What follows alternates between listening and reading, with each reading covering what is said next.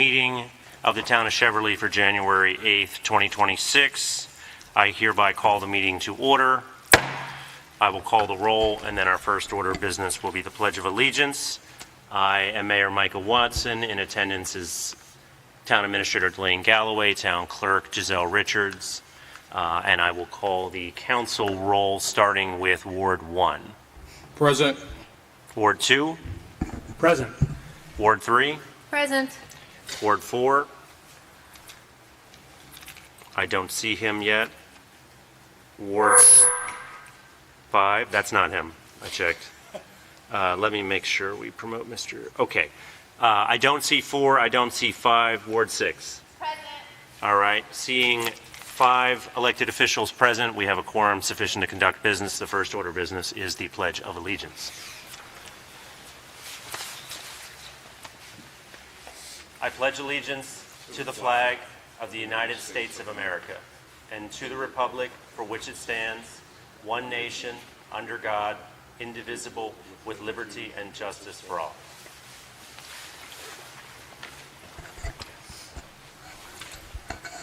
All right, again, welcome everyone and thank you for being here.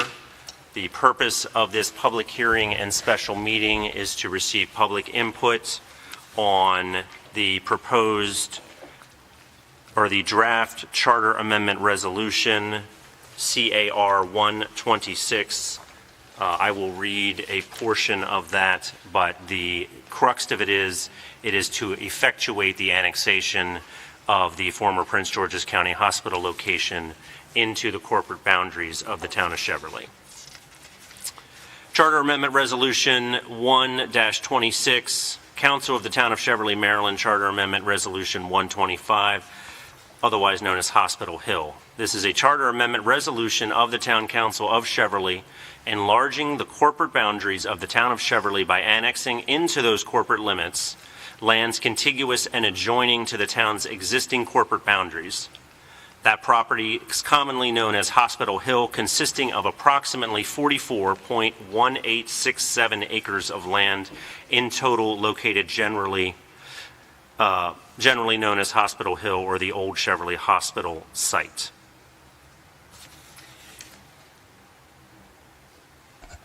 That is the proposed charter amendment resolution. We are here to hear public input, so we will invite members of the public to come forward. You will have up to 3 minutes to speak from the microphone, or if you're online, please raise your hand. And then at the conclusion of the, shall we say, live input, we will hear any we will read into the record any written input that needs to be read into the record. So let us start in the room, and the first in line, please come up to the microphone, your name and ward, and you have 3 minutes. Others are welcome to queue up, and we will check the virtual room as well. Okay, so Sheila Sello, Ward 2. I did send in written comments, and I hope they will be taken into consideration. I note that in the first, the title, where it says Council of the Town of Cheverly, etc., it should be Resolution 126, just like it is above. Sheila, 1 second. Oh, I'm not on. Oh. The wireless is in the drawer, Giselle, if you want. Oh, the wireless. I mean, it's in the, if you want. We might kill the battery, but.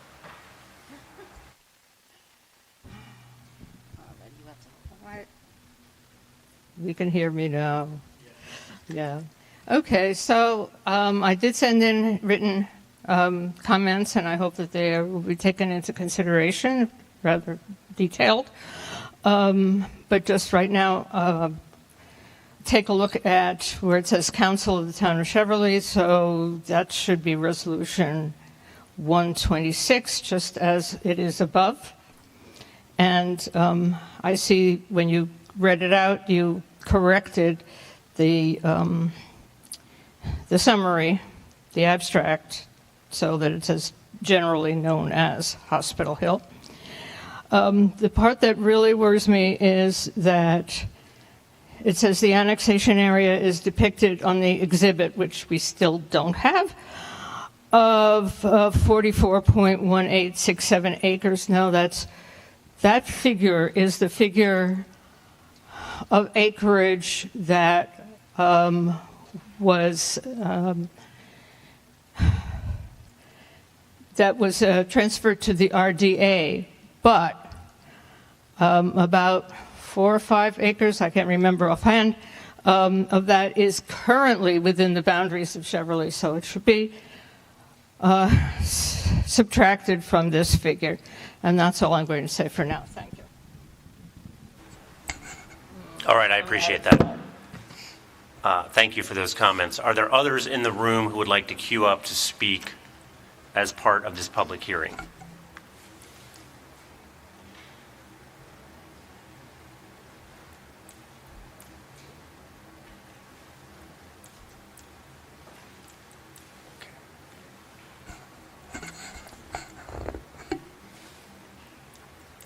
Is there anyone online who would like to speak on this topic, or that needs to be promoted to do so?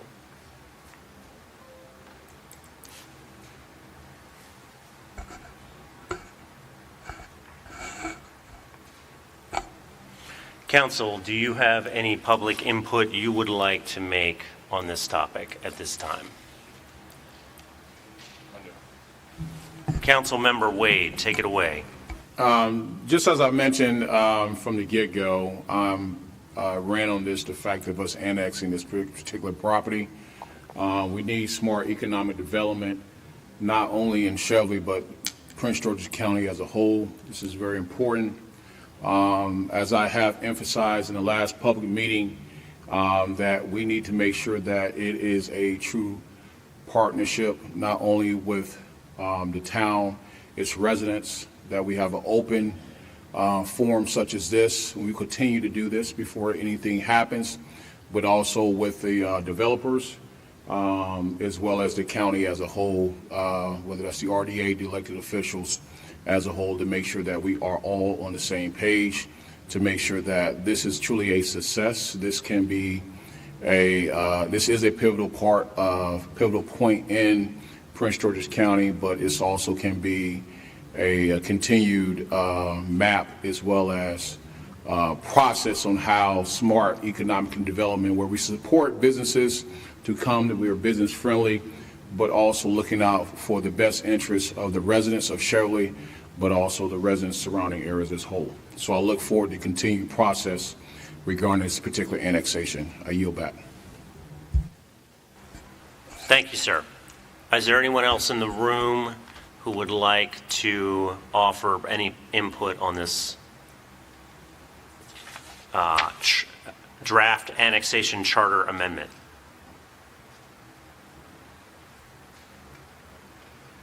And let the record reflect Councilmember Tansey has arrived from Ward 4.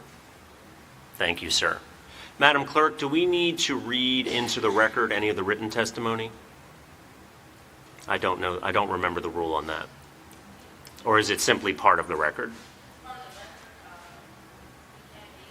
Would you be willing to summarize it? I'm sorry to put you on the spot, but Here it is. there were, your neighbors have submitted probably 5 or 6 pieces of individual commentary through the front office of the town, and those will be part of the record, as will any subsequent written submissions made by town residents. Okay, it's only the one? All right. If there are any others, we will add them to the written record. Sorry for my confusion. Any other comments from council at this time as part of the public hearing?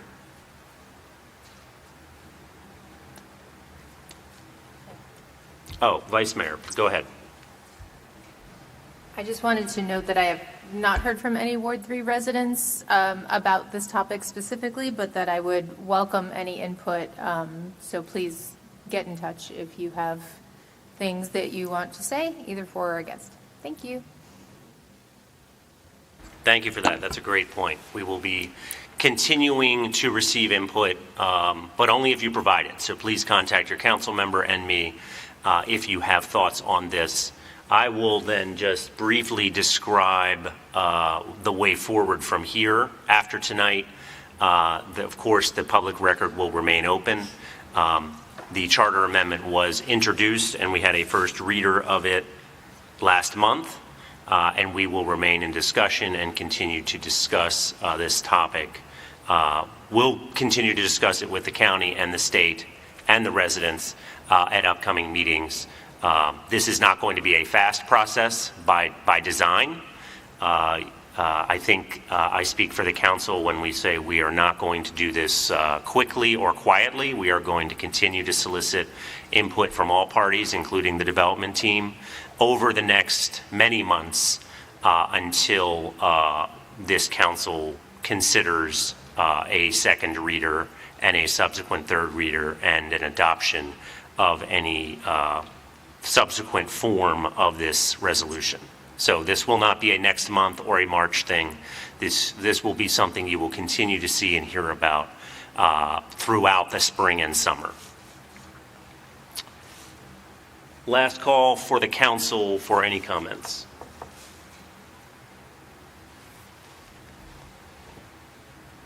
All right, last call for the gymnasium. Anyone who would like to speak as part of the public hearing?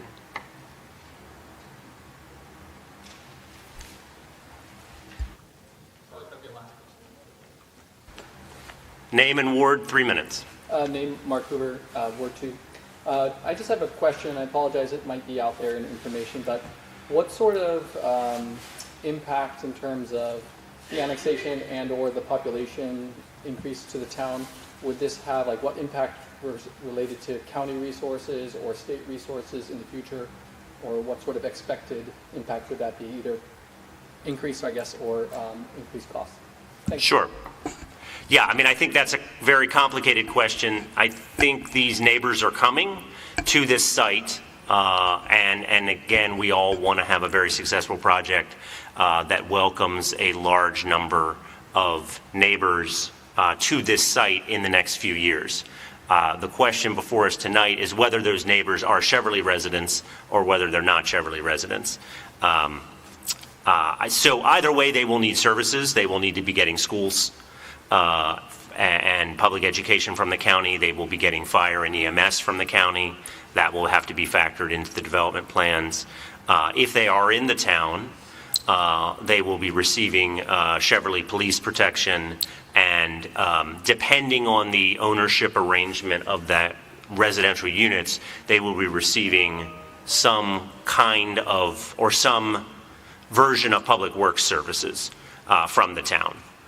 That's going to be a little bit harder to work out because, you know, it's not exactly clear yet whether they're getting trash or recycling or plowing or how that's going to work, simply because of the legal design of the residences. But if they're in the town, they'll be getting town services. If they're not in the town, they'll be getting county services, just as the unincorporated areas around the town currently get. I hope that answers that a little bit. Vice Mayor. I don't know if you were asking for numbers, but the estimated population would be half of the current town population over again, so it would be another 3,000 and potentially, give or take, individuals. So the town would be significantly larger.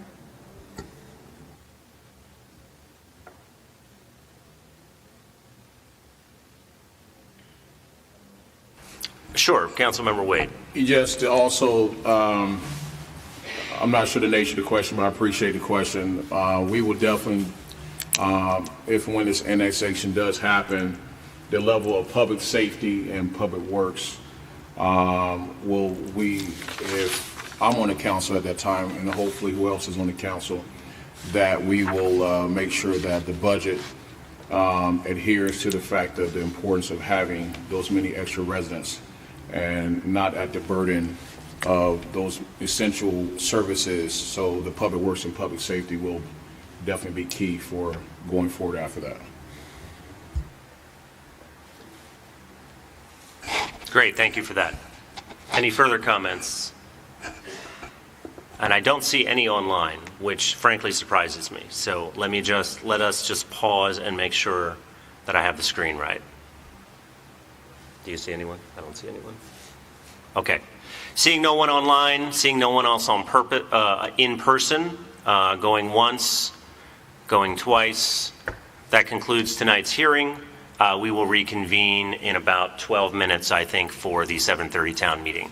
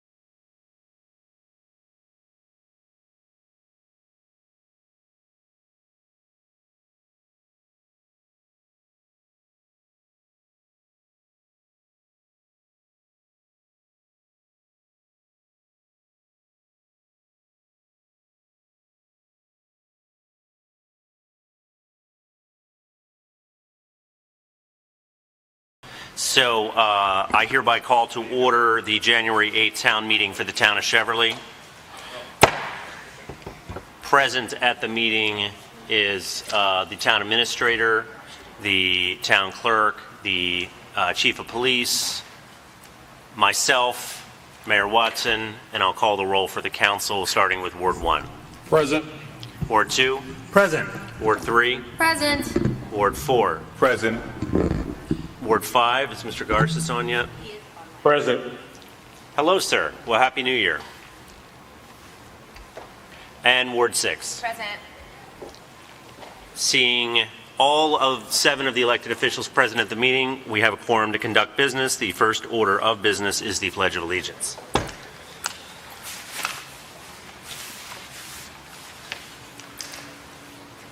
I pledge allegiance to the flag of the United States of America and to the republic for which it stands, one nation, under God, indivisible, with liberty and justice for all. All right, council, the third order of business is the approval of the agenda. We have all the usual items, a closed meeting summary. We are going to do the election supervisor appointments. We're going to hear an update from Keller.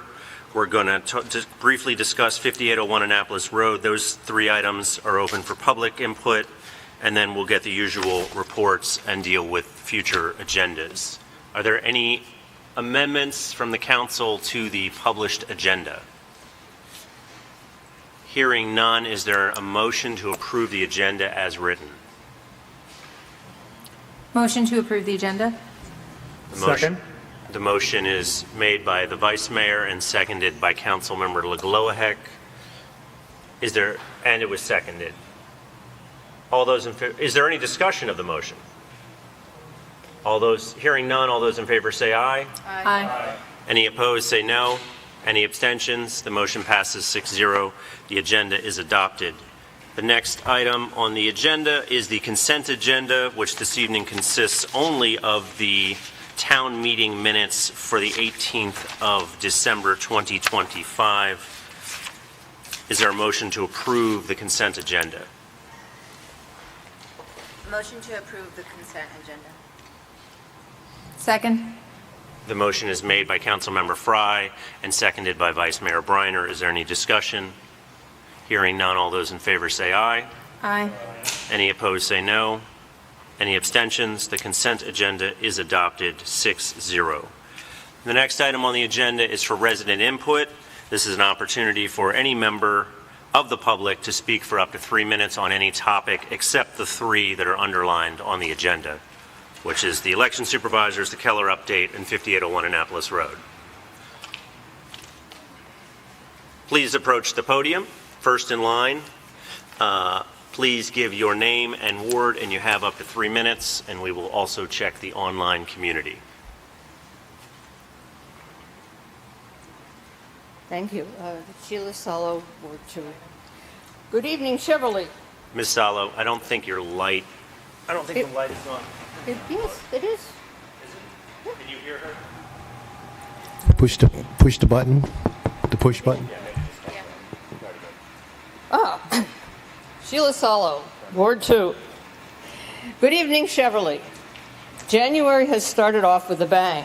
The Cheverly Green Infrastructure Committee has already submitted 2 recommendations to the town.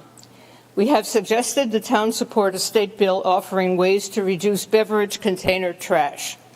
The bottle bill will help keep our streams clean. We have asked the town to ensure that the exterior lighting on the new Ely building is dark sky compliant.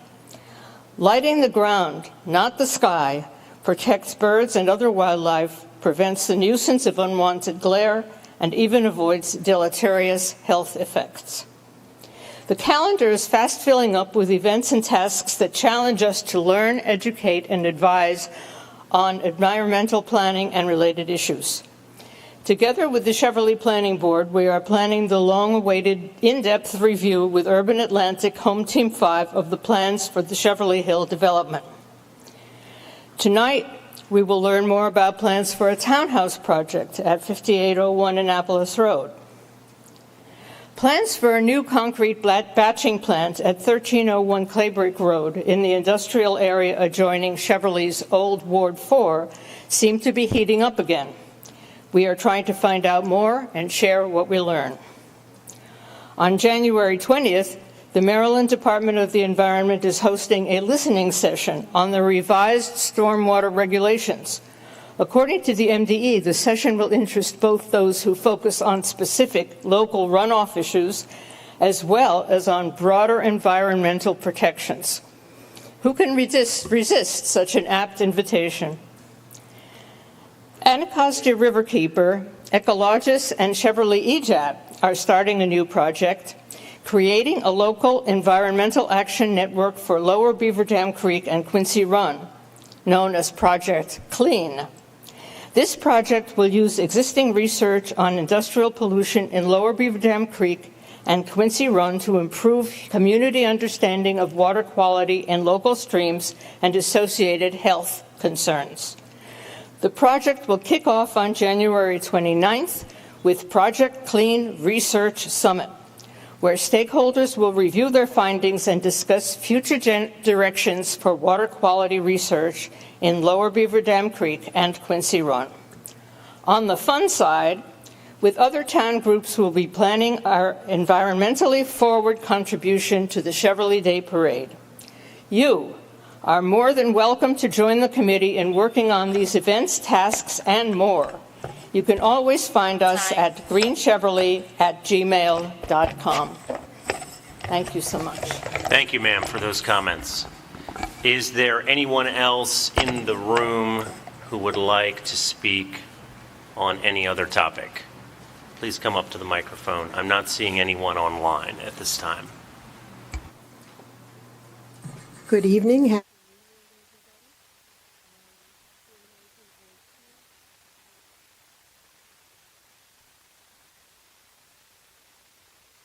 There you go. Julia Mosley, Ward 2. Regarding the concrete batching plant on Claybrick Road, there is some news, and it's not great. And we just had a meeting tonight with MDE regarding this. Most of us know this as Maryland Stone, and in fact, when Cheverly Green Infrastructure and EJAT did their presentation to the mayor and council in September, we recommended that the town contact the county and the state regarding this project. Again, EJAT and GIC have been very involved with MDE on this. Two of our members met with District 5 County Council member Shayla Adams Stafford, and she informed them that she had been approached by Vulcan Industries, which apparently is now the parent company for this project, and they are planning on proceeding with this project post-haste. Now, we met tonight with MDE. They still do not have a permit application with MDE on this, but this is not good news, and again, we would recommend that the town move forward with this. We'd also like to thank Council Member Shayla Adams Stafford for bringing this to our attention. We are assuming that perhaps there are others on the council or in county government that have been informed or have Vulcan Industries have met with. So we are very concerned.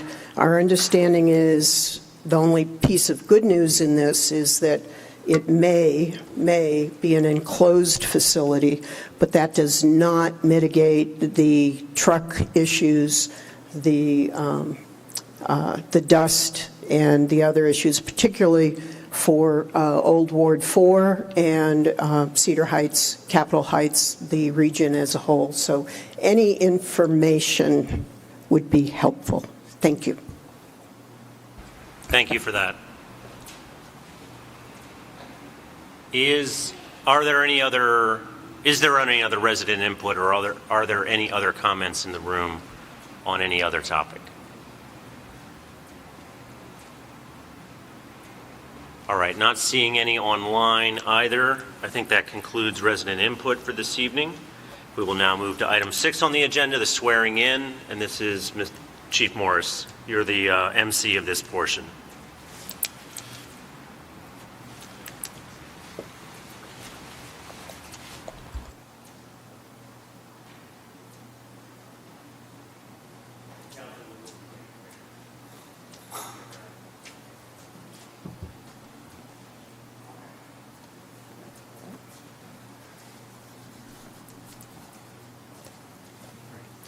Well, good evening, Mayor and Council. It's an honor and a privilege to stand here this evening. It's an exciting evening for the Cheverly Police Department and for the town of Cheverly as we swear in 2 new officers here with the police department.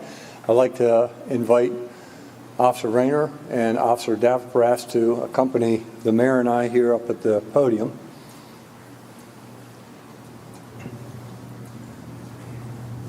It's okay to smile. So, Mr. Mayor, Council, members of the community, it's my truly a privilege and an honor to be able to introduce our 2 newest officers, Officer Avery Rayner and Officer Mayor Davpras. So just to give you a little history, because these are your police officers, and we want you to know them as much as we want them to know those that live in the town and work in the town. Officer Avery comes to us by way of another, Officer Rayner comes to us by way of another police department. We won't name that other municipality, but at least one person knows her father pretty well. But Officer Rayner graduated from the Prince George's County Police Academy a little over a year ago. She was selected as the class speaker. As she was delivering her message, there was a deputy chief by the name of Jennifer Krause, who unfortunately could not be here this evening because of a family emergency, who winked at her and caught her attention and said, if you ever wanted to come to Cheverly, give us a call. I've often said that our best recruiters are those that wear the same uniform that we wear. And as it turns out, Officer Rayner is associated and friends with Officer Brown, who will be promoted here in short order, as well as Officer Giovanni and Officer Peters. So our best recruiters brought her over. In addition to her success in the police academy, she is a mother of 4. I know that I risk my own credibility by suggesting that this young lady can actually be the mother of 4, but she and her family's here with her. So as the swearing in occurs, Mayor, I'm going to invite the family up as well. Okay. Officer Davpras comes to us by way of Prince George's County Police Department. He retired back in September after 20 years as a Prince George's County police officer. He served his last 15 years with the FBI Task Force on worldwide terrorism, international terrorism. So he brings a tremendous amount of investigative experience and is a tremendous resource for the town of Cheverly and continues to be a resource for Prince George's County and for the Baltimore field office of the FBI. So it's my honor, Mayor, to turn this over to you to swear in our 2 newest officers. I think we're going to start with Officer Rayner. And is Councilmember Rayner here? Yes, he is. Can we recognize Councilmember Rayner for joining us from the city of Seat Pleasant today? Thank you, sir.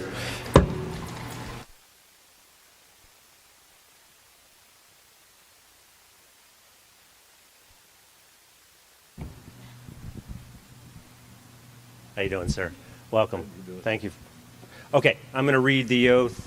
I'm going to try to do it slowly, and then I'll pass the mic back and forth to you, okay? Raise your right hand.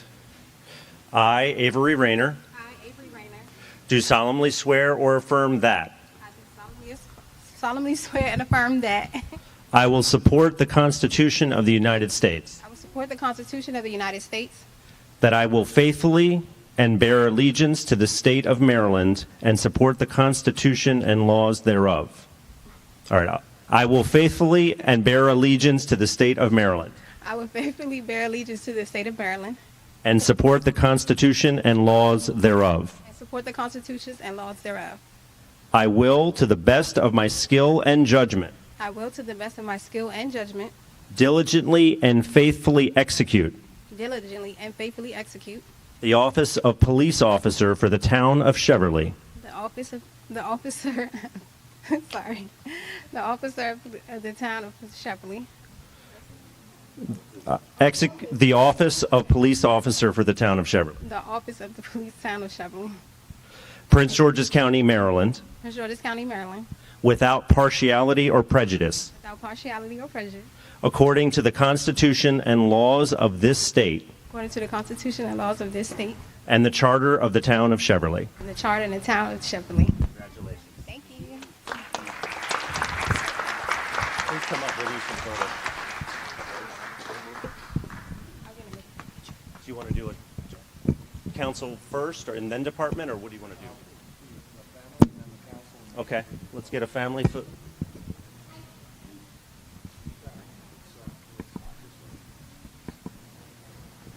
Oh, I'm sorry. You're right. I got it. Sorry, David.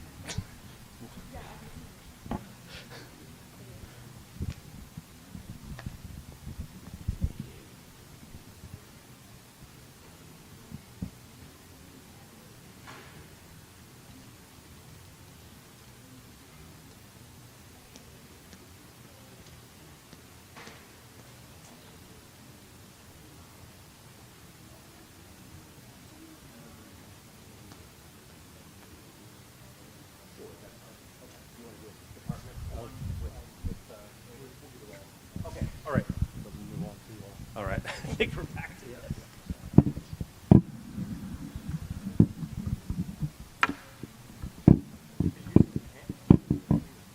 I might get wheels on this thing. Okay.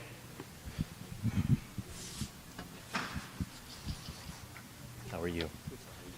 I'm good.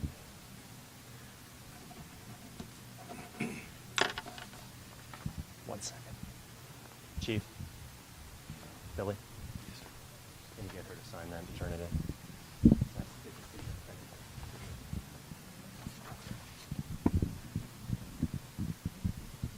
Are you ready to take the oath? Please raise your right hand. I state your name. I, Amir Davopras, Do solemnly swear or affirm that do solemnly swear and affirm that I will support the Constitution of the United States, I will support the Constitution of the United States, that I will be faithful and bear allegiance to the state of Maryland, that I will be faithful and bear allegiance to the state of Maryland, and support the Constitution and laws thereof. and support the Constitution and laws thereof. I will, to the best of my skill and judgment, I will, to the best of my skills and judgment, diligently and faithfully execute diligently and faithfully execute the office of police officer for the town of Cheverly, the office of the police officer for the town of Cheverly, Prince George's County, Maryland, Prince George's County, Maryland, without partiality or prejudice, without partiality and prejudice, according to the Constitution and laws of this state according to the Constitution and laws of this state, and the charter of the town of Cheverly. and the charter of the town of Cheverly. Congratulations. Thank you.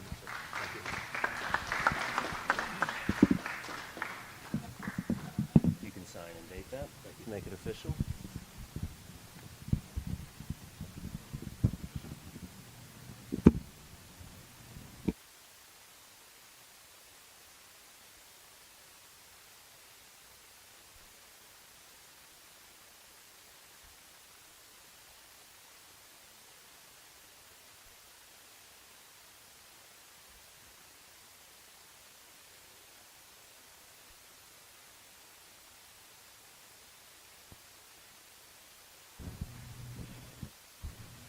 Do you want me to read it? Or you want to read it?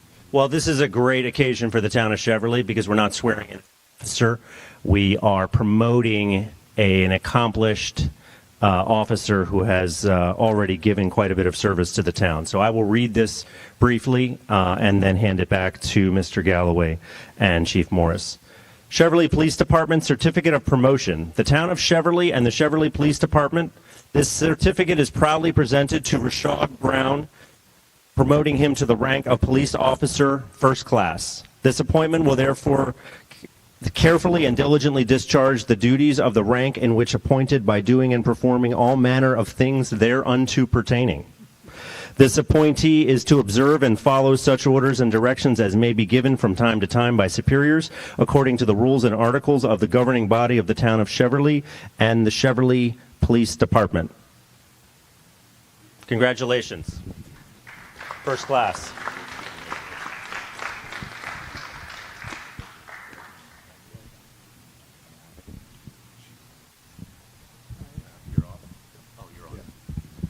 So if I could ask the police officers, those who've been sworn in, as well as the other staff that's here to join us so that we can get some photographs. And then I'd like to ask the mayor and council to follow that up, if we could.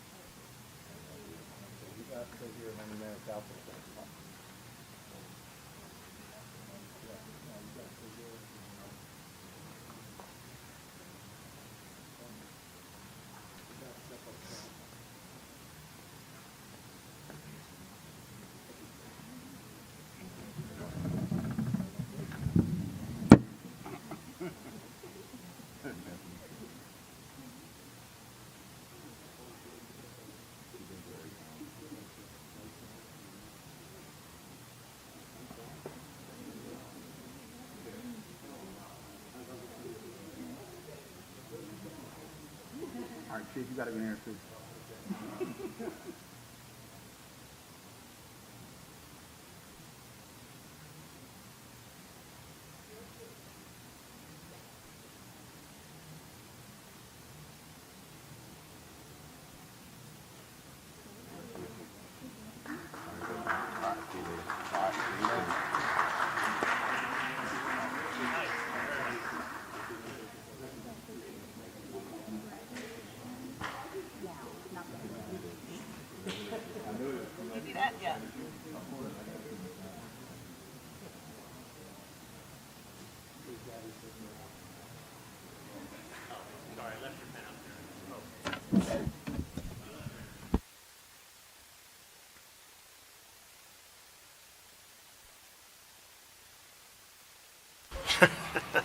Okay, that takes us, congratulations everyone, by the way. We've got cake in the back. And thanks to our amazing staff, there is cake in the back of the room to help with the celebration of the promotion and the swearings in. Your call. What do you think? Does anyone want to take a 5-minute cake break, or we're good? I'm getting a head shake over here. All right, the cake break will be on your own time. We're going to proceed forward then with item 7, which is the committee reports. Is there a Rec Council? Rec Council report. We're set to meet later this month, the last Tuesday of the month, which is the 27th at 7 p.m. So you're welcome to come out here at Town Hall. The tentative dates for upcoming events are the annual Easter egg hunt, tentatively Saturday, April 4th, pickleball scholarship tournament, the weekend of Memorial Day, May 30th, and rain date will be May 31st. I yield back. Thank you for that. Any questions for Councilmember Wade or the Rec Council? Also, we will be voting for a replacement for a new president as well at the upcoming meeting. Thank you for that. All right, Cheverly Day, Council Member LeGlohek. Yes, good evening, everyone. So Cheverly Day is moving forward with a full week of events for their 9/26/26 Cheverly Day, the 95th anniversary of Cheverly. And they're hard at work on a new logo, which has been making the rounds. They've adopted what looks to be sort of an Art Deco style logo, which is going to be approved by the Cheverly Day Committee, and it may be featured on the 95th anniversary T-shirt. But the Cheverly Day Committee will be working with other town groups and other groups in town to plan a full slate of activities throughout the week, beginning the week before 9/26/26, to commemorate the town throughout the week. Excellent. Thank you for that. Any questions for the Cheverly Day Committee or for Councilmember LeGloahec, Vice Mayor?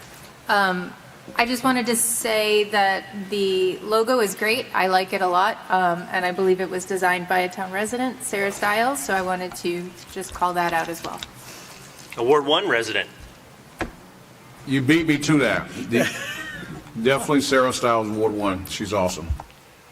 Yes, thank you, Ms. Stiles. That was fantastic. Okay. Hearing no further questions, that takes us to the Planning Board. Councilmember Tanzi.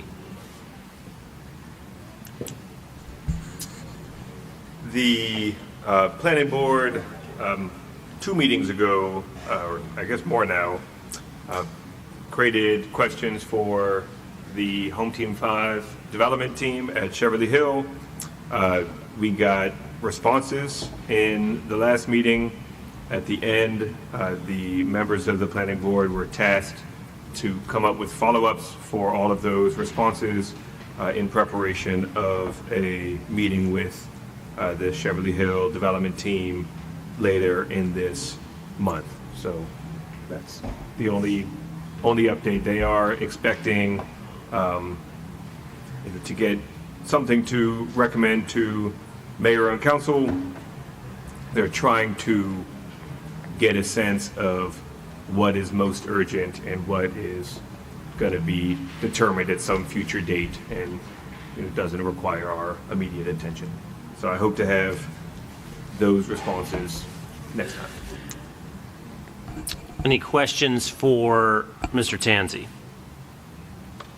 Has the Planning Board, do you know if the Planning Board has looked at clay brick recently? This is the concrete materials? No, but I will send that information to them. Okay.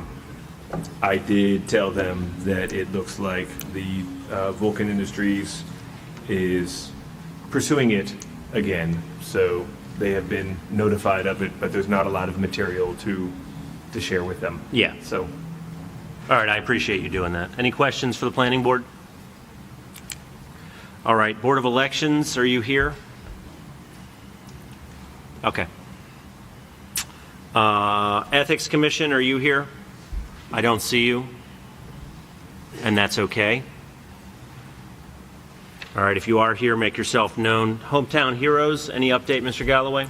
Yes, just a brief update. The banners were mailed out today. We anticipate that they will be installed next week. Okay, how many is that? Is it 3 more? 6? 6? 6 more. 6 more. 6 more. Yeah. Oh, that's incredible. Good job. Thank you for that. Any questions for Mr. Galloway concerning Hometown? Councilmember Fry. Mr. Galloway, do you know which ones will be placed where so that we can notify the families once they're up to go?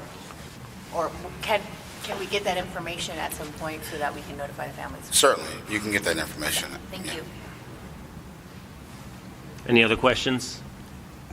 All right, I think that takes us to our last one, and I'm thinking it's probably the Youth Council. Ms. White, thank you for all your work. It's over to you.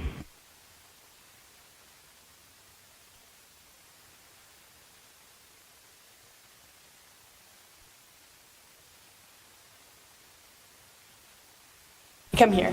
Hello, everybody. Hello, Mayor and Council. Hello, residents. I'm excited to present, along with my lovely Youth Council, our 2026 priorities and events.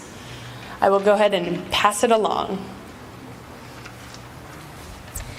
In Ward 1, residents are concerned about speeding from Route 202 to Cheverly Avenue, which creates risk for residents' property and safety concerns for pedestrians. There's also a need for more speed for more streetlights to improve visibility and safety during the evening hours, which would allow us to go on more runs.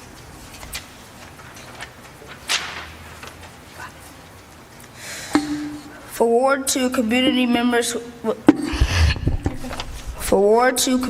members would like to see a bike path to support safer and more accessibility in transportation, especially for youth and those without cars. Flooding at Bennetville and Tuxedo is also a major concern, especially during heavy rain. In Ward 3, residents are concerned about cell phone coverage and reliable communication. A cell phone coverage forum will be held on January 21st at 7 p.m. and will be offered in a hybrid format with in-person and virtual options. Ward 4 priorities include drawing attention to the faulty pedestrian walkways at Columbia Park Road to improve safety and pedestrian access. There are also safety concerns related to crime near Cheverly Avenue and the 7-Eleven area. In Ward 5, residents have raised concerns about living conditions at Cheverly Station Apartments. Creating an accessible path is also a priority to ensure everyone can move through the area safely and youth can easily make their way to events. For Ward 6, speeding along Spelman Street and near St. Ambrose is a concern for neighborhood safety. Additional street lighting is also requested to help improve visibility and security. For the following events, we plan to collaborate with local nonprofits and community organizations, along with county and state agencies and programs, to provide educational, engaging, and meaningful experiences for youth, including bystander awareness training, a Know Your Rights workshop, movie nights, an environmental exploration workshop, a drone discovery workshop, and a civic engagement workshop. In 2026, CYC is committed to prioritizing community connection, engagement, and growth. We will enhance our presence on social media to better inform and involve residents, creating meaningful opportunities for everyone to participate and in our programs and initiatives. Expanding volunteer opportunities will allow more community members to contribute their time, talent, and foster a stronger and more connected Cheverly. Additionally, we will create Cheverly Youth merchandise to promote local pride in the Youth Council program. Together, these efforts will help the Youth Council grow, strengthen, and make an even greater positive impact in the year ahead.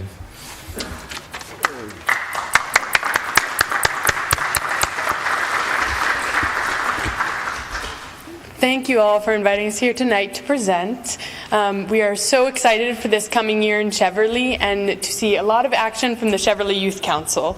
We will now hand out business cards, and you can contact Cheverly Youth anytime at youth@cheverly-md.gov.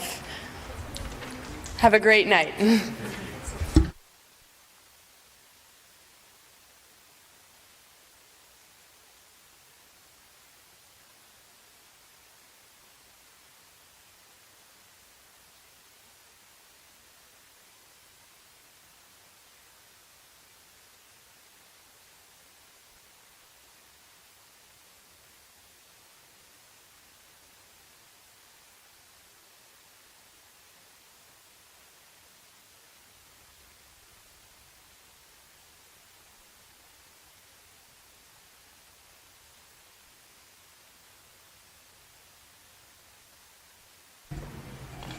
All right, congratulations, Youth Council. That was awesome. We will now move to item 8 on the agenda, which is the reading of the fair summary of the closed meeting that was held on December 18th, 2025. On December 18, 2025, the Mayor and Council voted unanimously to convene a closed session pursuant to Maryland Code 3101 of the General Provisions Article Open Meetings Act. The closed session was convened at the conclusion of the regular council meeting by motion made by Councilmember LeGloahec and seconded by Councilmember Fry. The vote was unanimous by those present to hold a closed session. Vice Mayor Briner had been excused during the open session. The meeting was closed for 2 reasons cited under the law. 3, 305B1 to discuss the appointment, employment, assignment, promotion, discipline, demotion, compensation, removal, resignation, or performance evaluation of appointees, employees, or officials over whom this public body has jurisdiction, or any other personnel matter that affects one or more specific individuals. The second reason cited under the law was 3, 305B7 to consult with counsel to obtain legal advice. Those present in the closed session were the mayor and council, except for Vice Mayor Briner, who had been excused, Delane Galloway for part of the meeting, Jason DeLoach, Esquire, and Todd Pounds, Esquire, for part of the meeting. During the closed session, the mayor and council received legal advice from Attorney Pounds on its options regarding an upcoming hearing involving real estate. Attorney Pounds also addressed legal questions concerning the proposed annexation in light of recent information obtained. Mr. Galloway discussed possible personnel action involving a specific employee. Mr. Galloway also disclosed and discussed a communication received concerning an employee. Mr. Galloway provided an update on a quote for a personnel-related matter. The mayor and council unanimously approved the quote. The mayor and council unanimously approved a year-end recognition for a specific employee. A motion to adjourn the closed meeting was made by Councilmember Fry and seconded by Councilmember Wade. That motion passed unanimously by those present. The closed session ended at approximately 10:42 p.m. on the 18th of December, 2025. Item 9 on the agenda is Resolution R126, appointing election supervisors. I will read the resolution, and then we will receive input on it. Resolution R126, appointment of members of the Board of Election Supervisors. Whereas the mayor and council of the town of Cheverly, Maryland desire to make appointments to the positions of election supervisors. Now therefore be resolved that in accordance with the provisions of Section C-18A of the Charter of the town of Cheverly, Maryland, the following persons are appointed as Board of Election Supervisors for a 2-year term.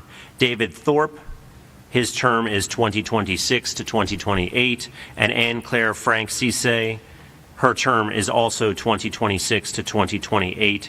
These appointments are effective on the date of this resolution. Is there any public input on this proposed resolution? Hearing none, is there a motion from the council? I'll make a motion to approve Resolution R-1-26. There's a motion from Councilmember Fry to adopt the resolution. It was seconded by Vice Mayor Briner. Is there any discussion from the council? Vice Mayor Briner, you go first. I just wanted to say how much I appreciate these two folks for stepping up to be Board of Election Supervisors, which is a thankless task, particularly the fact that these two are returning to the Board of Election Supervisors, especially considering how contentious this past election was and how much abuse was directed towards the Board of Election Supervisors. And I hope that their new term will be a lot less stressful. Thank you for that. So they will be serving all of 2026 and all of 2027. So they will be conducting the 2027 town council election and laying the groundwork for the 2028 mayor's election. Councilmember Fry. I just wanted to give public gratitude for all of their hard work and also for being out in the cold over the holiday break. The former mayor, Casey, had a toy distribution, and they willingly came out to help to register voters. And I think we registered the most voters that they've had at a voter registration drive, if that's what you call it. So it was really exciting to see so many folks get registered and to just get more engaged with the community. That day was particularly cold, so I'm particularly grateful for their presence. So I just wanted to say thank you, not just for that, but just for their service in general. Is there any further discussion from the council of the pending motion? Hearing none, all those in favor of the motion to adopt R126 say aye. Aye. Any opposed? Any abstentions? The resolution passes 6-0. Thank you both for your continued hard work and unpaid work for the town of Cheverly. Item 10 on the agenda is the update from Keller Construction. Mr. Galloway? Or shall we go directly to Mr. Hamilton? Yes, we'll go directly to Mr. Hamilton. Mr. Hamilton, the floor is yours. Hey, good evening, everybody. We do have some exciting news to share. We did over the holidays or through the holidays pass our mechanical, plumbing, and sprinkler final inspections. We did go through our elevator inspection. There were a few noted deficiencies, which we have since corrected. Several were corrected during the inspection. One is in the process of being corrected and will be finalized tomorrow morning. We were able to expedite our re-inspection, which is scheduled for tomorrow morning at 8 o'clock. And I do want to make a special thank you to Mr. Brayman for his efforts to make sure that inspection was able to be moved up to tomorrow morning. So with that, we'll be able to finalize our elevator inspection, our fire alarm, and then submit for our use and occupancy permit, which we are expecting to be able to do on Monday. Mr. Fry, anything to add at this point? No, unless there's other questions, I'll chime in. Okay, Ms. Barnhart, did you have anything to add from CPJ? Not related to the elevator or the UNO at this time. Okay, thank you for that. Okay, anything further, Mr. Hamilton? I know one of the other issues that we had discussed was the soccer fields in relation to the building. Over the past several days, our focus has been on getting the building to the point where we achieve all of our final inspection approvals and being able to submit for our use and occupancy. As we turn the page over the next day or two, with that portion, we're going to concentrate our efforts on ensuring that the design of the two soccer fields is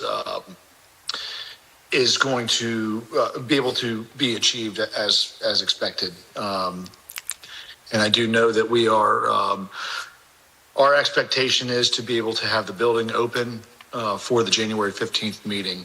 So we are working towards that, barring any unforeseen issues. That is our goal, and that is what we are working to. That is great news. It sounds like it's we're in that period of time where it changes every 12 hours, and I mean that in a good way. That we're speeding toward a conclusion and so the update tomorrow might be slightly different, but it sounds like is it fair to say that we're in the last week to 10 days? My expectation is we're in the last 12 hours by 8 o'clock tomorrow morning if we have some good news. I do have plenty of our own staff that I'm sending down to make sure that any issues that do come up during the inspection, we can address immediately during the inspection. I have my own welder fabricator that works for us. I'm sending him down. A couple of our own guys are going to be there just to make sure that any issues that come up can be solved during the inspection and we don't have to go through another re-inspection. So my expectation is that we have some very good news to report tomorrow come 9, 10 o'clock in the morning. Excellent. Council, do you have any questions at this time for Mr. Hamilton or Mr. Fry? Vice Mayor. I know that at the last meeting, we talked about there being long lead times on the AV equipment for the meeting room, and you just said you thought that we would be able to have the meeting on January 15th in there, so I'm wondering if that's going to be with sort of temporary AV equipment or if we were able to expedite the AV equipment. We were working with one of the town's vendors, Steel Beach, Rick Gray from Steel Beach, to secure some temporary AV to ensure that meeting on the 15th will have the necessary audiovisual equipment that you guys need to successfully have that. The designed AV is not due until sometime in March. Good. Okay. Excellent. Any further questions at this time from the council? Any comments from the public on the construction of the Ely building? Well, we can queue up. That's okay.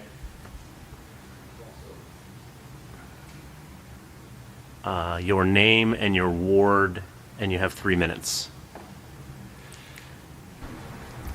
Sheila Sullo, Ward 2. So some residents have asked questions about the external lighting on the Ely building. And so our question is right now, is the external lighting, both the fixtures, the design, and the placement, considered dark sky compliant? That was brought up to my attention just before Christmas when I walked with Mr. Brayman. I owe him some information on that. I need to talk to our design professionals. I do know that there are some issues that have been raised by the adjacent neighbors. And you have my commitment that we are here to work with you guys to ensure that everybody's happy. So I do owe Mr. Brayman an update on that. But again, our focus has been on getting our use and occupancy. We do have a list of items that we are tracking, this being one of them. And I do owe Mr. Brayman an update as soon as we get through this use and occupancy. Thank you. Yes, ma'am. Yeah, and I would just say, I would add, thank you for that question. I will add on that, I think as the town, as the operator of the building, will be making adjustments to the exterior lighting once we take ownership, control, and management and work it for a little bit to see how it's operating. I expect we will be making improvements to the exterior lighting. Are there any other public comments on the construction of the building at this time?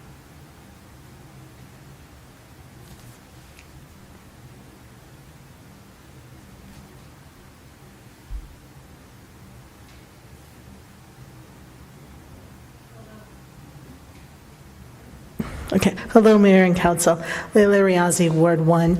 Mayor, the comment that you just made brought to my attention one of the things that I would really like to know is whether or not that was in the contract for the build-out of the Public Works building, because the town does have a commitment to dark sky compliant lighting, and if that was in the contract, as a taxpayer, I would really like for that to be covered by the construction and the money exchanged already, and not for the town to have to go back and invest funds to correct that.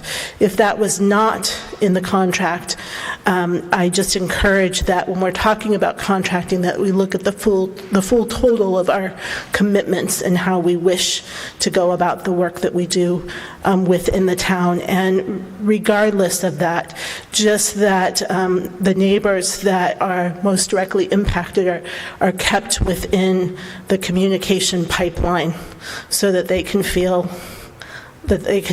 heard. Thank you very much. Yeah, thank you for that. We will take a look at the contract and be in touch with Keller about that. Okay, if there's no other comments from council or the public about the building, Mr. Galloway, any final comments from your side or your team or Ms. Barnhart? No, I don't. I mean, thank you so much, Mr. Fry, for getting involved and taking the bull by the horns, literally. So look forward to meeting with the team tomorrow morning. Thank you. Yeah.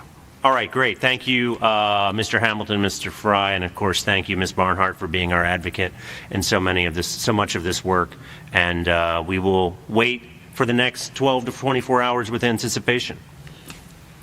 Thank you, guys. And thank you, Mr. Galloway. We appreciate all your help. And Mr. Brayman, we appreciate everything you guys are working with us to get through the finals of this building. The next item 11 on the agenda, is 5801 Annapolis Road. This is what I hope will be a relatively short conversation. I think we will probably be taking this up at a future work session. I erroneously believe that there was a county hearing coming up. I now have been corrected to understand that there is a community meeting planned by the developer, who is here with us tonight, for the 14th next week. And so we're not as much under a time crunch, council, as I thought we were. This project, again, is on the north end of the town. It's bounded on the north side by Annapolis Road. It is across Annapolis Road from Phoenix Apartments. The Citgo gas station, Mr. Lee's gas station, is in the middle of the on the northern part of the development. It is completely within the town. However, today the town owns about a fifth of an acre, a roughly rectangular plot of land just to the east of the gas station. The rest of all of the land, or the vast majority of the land up there, is privately held by the developer's company. And their proposal is to, and I don't want to speak for them, but I'll just bluff it to say their proposal is to build roughly 31 or 32 townhouses on that parcel. And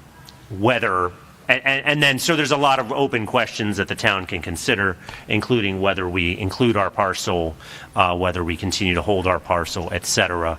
I think, we don't even need to decide the small question of what our posture will be for the 14th, because it's a meeting. So I will invite Dr. Singe to speak for a few minutes if he would like. I don't want to put you on the spot. And then if council has any comments, and then I think we could probably move the rest of the conversation to the work session, where perhaps Dr. Singe can give us a readout of the 14th meeting. Go ahead, Dr. Singe. No, thank you, Mayor Watson. Appreciate the time. And nice meeting virtually all the town council members. This is Harry Singh here. Just from my personal background, I always had the passion for real estate, but I've spent 22 years on the public service side, so it was on the federal government side, and then took over the VERA in March of 2025 as at Treasury. But from a project perspective, it's really 31 owner-occupied townhomes. Our design of the townhomes is really complemented to Hospital Hill development, which is really across the parkway on the other side. And then from our objective is really, this will have tax revenue impact, for the town. So I looked at, what the assessment of these townhomes is, and just so it'll be stable revenue, for the town itself. From infrastructure and public services impact, there's no new public roads or town-maintained infrastructure required. It's all internal sidewalks and, lighting, stormwater systems. That's all within the contained. It's a small parcel, 2.5 acres. No impact to school, police, or for emergency services. There's ingress, egress, access there. And as I mentioned earlier, this is a complement to Hospital Hill development, as to really support, the nearby healthcare professional employment. So that's reinforces sort of our prior public and private investment in the hospital area.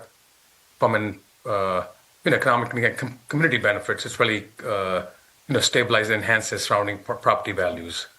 So long-term investment in the community. We understand there's a shortage of housing, so we felt this will be really complementary to the current surroundings and Hospital Hill.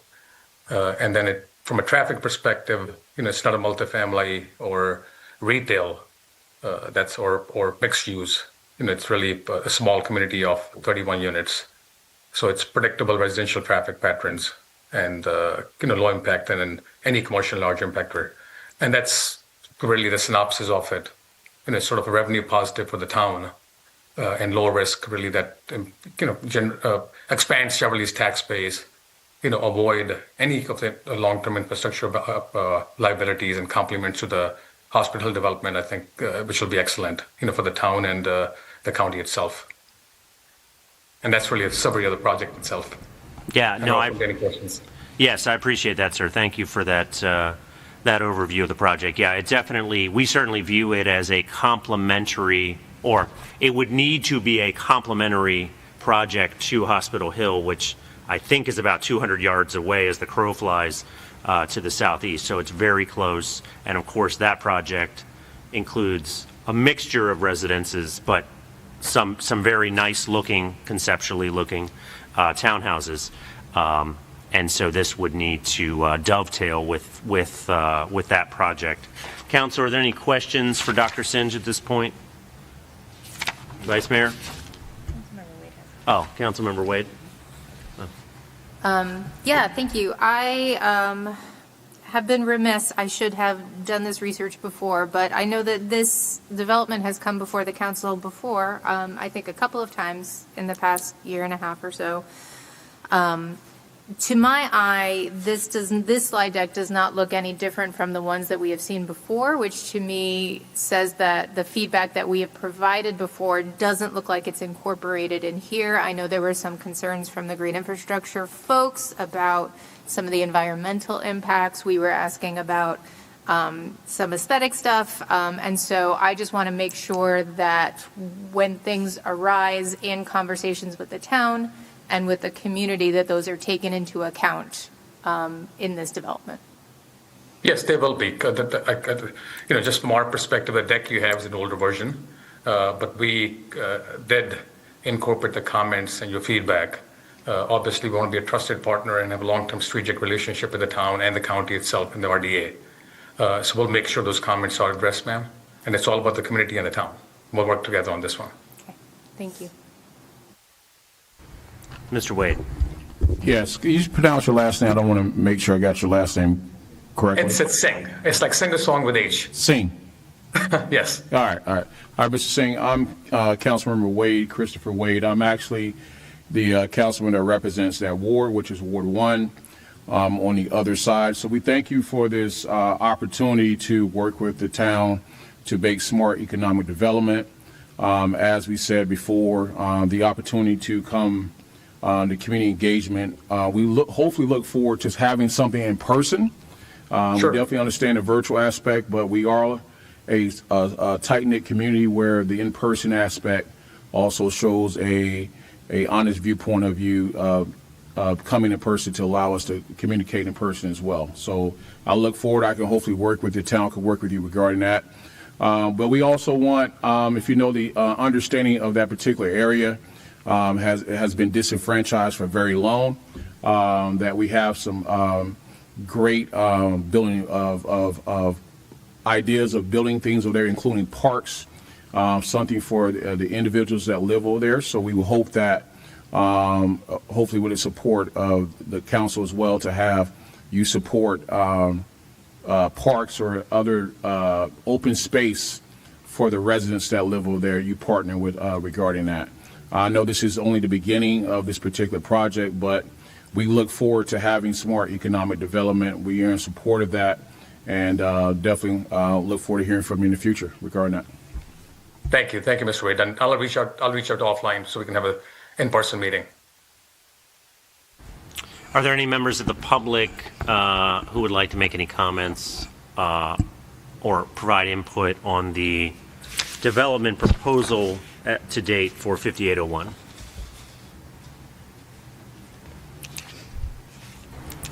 Sheila Sello, Ward 2. I'm going to save my substantive comments for the 14th, but I have a process question for Dr. Singh. So this meeting on the 14th is like part 2 of the neighborhood meeting we had in May? Yeah, ma'am, we did have a meeting. Thank you for that question. But there was not much attendance at the meeting. So we wanted to just make sure we provide advance enough notification and get feedback, from the local community so we can address any comments they have. So this is just a follow-on meeting, we're having, because the previous meeting was not really much attended because of the time constraints and the timing of the actual meeting itself. Okay, understood. But that was just a preamble to my real question is, if this is a neighborhood meeting as mandated by the county, we should all have received notices.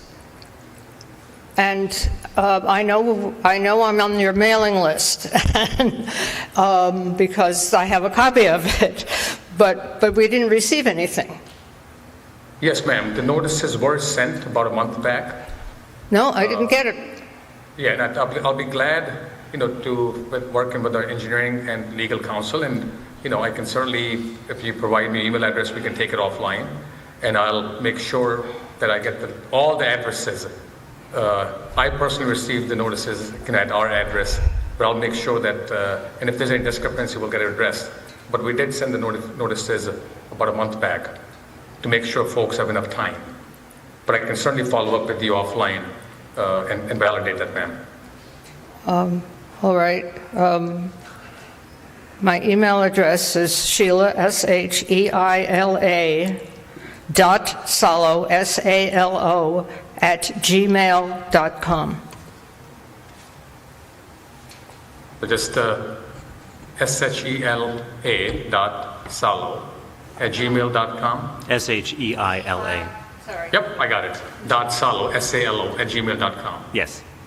So I'll send you an email, ma'am, and I'll get your address and then make sure I follow up through that. Thank you. Yeah, and thank you, Ms. Salo, for reminding us of that. Yeah, Dr. Singh, if you can provide the town with a JPEG or a PDF, we can certainly put out a news and announcement probably Monday, with the connection details for Wednesday. That's a low-cost, amplification that the town can offer. Yeah, so I'll get you the addresses we sent the mailers to and then the actual notice itself. Okay. I'm not seeing anyone online, so we'll stay in the room with comments on 5801. Thank you so much, Leila Riazi, Ward 1. A couple of things. One, I also did not receive a notice, and I am signed up to receive a notice. So it would be interesting to know where those notices ended up. And in particular, I know I've brought this to the developers' attention and also to the town's attention, that as being a good neighbor, it's critically important that we include the homeowners who are not in Cheverly and make sure that Mr. Singh has included those homeowners who throughout the past however many years have been subject to various impacts of that site and will be absolutely subject to any impacts as that site is built out. The other thing is, and I have said this before privately and I will say it publicly, I urge mayor and council to be very cautious about releasing the property that is owned. That really is, and Mr. Singh would be well aware, whatever leverage that we might have in order to make sure that the development, the build out, the impact, that we have a more significant voice in that. And I do urge Mr. Singh to demonstrate that the input that the community is given actually matters. It's incredibly important. And with that development, you have the potential for another isolated aspect of community. So we need to think about how do we make it so that there is less isolation. What can we do in order to resolve that? The other thing that I think is incredibly important there is to take a look at the routing to schools. How would that affect for children who live there as to what schools they're going and how they would be required to travel to those schools. So, and I'll have more things for later, but that's some of what I have for now. And please know more of the idea of cookie cutter, what people foist upon us in Prince George's County as far as developments. We're looking for something that speaks to the individuality of community and speaks to the resources and build out that families and single occupants are looking to have. Thank you. All right, any other comments or views from council or residents? Hearing none, council, are we okay going on to the 14th in a listening mode? We don't need to have a town position, do we? Okay, so some of us will attend in our personal capacity or our official capacity, but we'll go in listening mode with our own questions unless there's a desire to have a town, position presented on the 14th. Good? Okay, I'm getting thumbs up, so I think that concludes this item on the agenda. Thank you, Dr. Singh, and we'll certainly be in touch, and you'll see a few of us on Wednesday. Thank you. Appreciate your time. Thanks. Thank you for your help. Thanks. Bye-bye. All right, that takes us to item 12, Mr. Galloway. Happy New Year, Mayor and Council in town of Cheverly.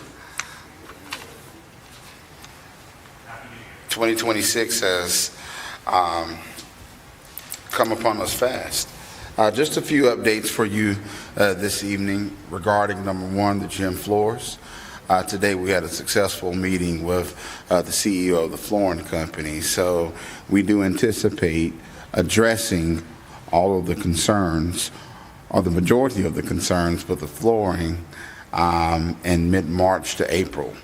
I do understand that there are activities that happen throughout the day, but I do anticipate that this would be fast processed. Regarding this, the gym floors, just wanted to let you all know, because in a meeting earlier this week, I didn't have all the details. There is a 15-year warranty on the gym floors. So just for your information, do you have any questions for me as it relates to that? Mayor and Council, just so that you know too, working with the State's Attorney's Office on confirming an expungement fair for March the 28th. And just wanted to make sure that the Mayor and Council was aware of the legislative reception scheduled for January the 14th. I think that most of you have received the email that went out today for the elected officials to attend the very first day of the legislative session. I do know that they're asking for municipal sponsors. I'll kick it to any of you, if you've been in the past, if you want to speak a little bit about the actual legislative fair. It's $350 for a municipality. Wanted to toss it out to you all to see if you're interested in being a municipal sponsor or just going as a regular attendee. Mr. Wade.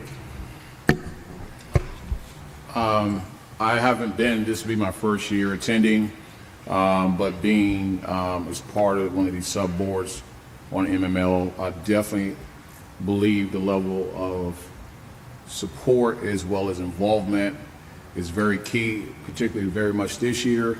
As the state delegate centers have a lot of responsibilities of their budget that will definitely trickle down to us. I think it would be strategically for us to sponsor that and for us to also attend. I will definitely be there in person and to do that. So I would love to hear from anyone else if how they feel about it as well. Thank you. Anyone else? Councilman Fry. Mr. Galloway, what is the price tag on a sponsorship $350. versus individual? I don't have the price for individual. Is it tickets? I think it's free, right? I think it. It's free. Do you know? Is it free? I believe it's free. Okay.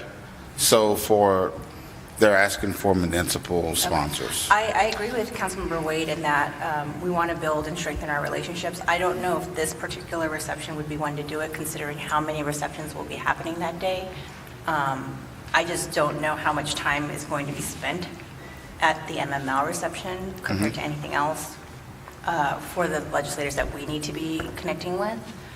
And it's not a huge amount, but I feel like every dollar counts right now. So maybe we could look at the forecasted year events coming up with MML just to see which ones might kind of be the most bang for our buck in a way. Yeah. And also, just as a point of full disclosure for myself, MML has made it perfectly clear that they don't think we should have our own priorities and that PGCMA shouldn't have their own priorities if they are separate from MMLs, which I completely disagree with because PGCMA and Prince George's County has different priorities than maybe like the Eastern Shore or therefore. So when it comes to MML, I do think we need to think about our investment in the league, just moving forward and just being very thoughtful about that. Anyone else? Mr. Wade, back to you. Just want to clarify, Mayor, is that something that we would have to vote on? Or is that something that will be done under the powers of the town administrator? I mean, I think Mr. Galloway is probably looking for a thumbs up, thumbs down type of thing. I don't know that we need a formal vote for a $350 sponsorship, but I think he's looking for determined opposition. Otherwise, I think he'll make his own call. So do you want a thumbs up or a thumbs down? Is anyone opposed to the 350? You know, the reason why I brought it up was because it was asked right from MML. The only reason why. Yeah, no, I understand. I think there was two negative thumbs to my left. Anyone strongly support doing the 350? That's 3 over there. Councilmember Garces, what do you think?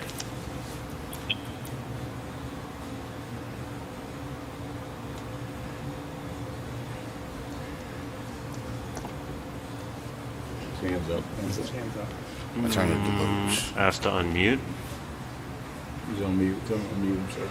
You're muted, Councilmember Garces.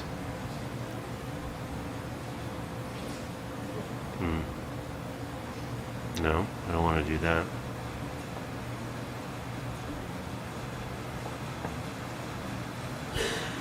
Can you hear me? Yes, go ahead. This is the attorney. Oh, hi. How are you? Good evening. I think you should take a vote on this. Okay. I think there should be a motion made and a vote should be taken on this. I motion that regarding next week's opening legislation reception with the Maryland Municipality League on January 14th, opening day reception, that we as a town sponsor the event in the amount of $350. Is there a second to the motion? Second. Okay, the motion's been motioned, it's been properly motioned and seconded. Is there any discussion from the council? Councilmember Fry. I'm just going to restate it just because now it's an official motion so that it can be part of the discussion. While I don't think 350 is a huge amount, so it's not going to do dramatic things, I do think every dollar counts. PGCMA currently is not completely aligned with MML. MML has made it very clear that if our priorities don't align with MML, they do not want us to publicly not align with them, whether PGCM as an organization or even as an individual. They make the executive board members sign a piece of paper. And so there's been a few things going on with MML and PGCMA. I do think it's important, Councilmember Wade, like you said, that we use every opportunity we can to build our relationships with the delegation up in Annapolis. I don't necessarily think that MML legislation reception is the only place to do that. I don't know that any of them would notice that we've sponsored it. We've not sponsored it in the past. And there's going to be several receptions that day too. So it won't be the only thing happening. I do think there will be future opportunities after some thorough discussion of what we want to be investing our dollars in, if we wanted to go ahead and do that. So that is why I will be voting no, just to put it on the record. Yeah, I appreciate that. And I also want to pick up on something you said, which is that, yeah, there is some bad blood between PGCMA and MML. I think MML, frankly, has mistreated Prince George's County and PGCMA. That doesn't make me oppose sponsoring the reception. I'll probably attend the reception. I think they're an important organization, but that they're both true, that there's also a butting of heads between the organizations, and I think there's been some unfair heavy-handedness from MML in its treatment of our county organization. I think Councilmember Wade put his hand down. I'm sorry, Councilmember Garces put his hand down, so I'm going to go to Councilmember Wade. Please put your hand back up, Councilmember Garces, if you would like to comment on this. I can agree with both Mayor as well as Councilmember Fry regarding the treatment of MML to PGCMA as well as some other organizations.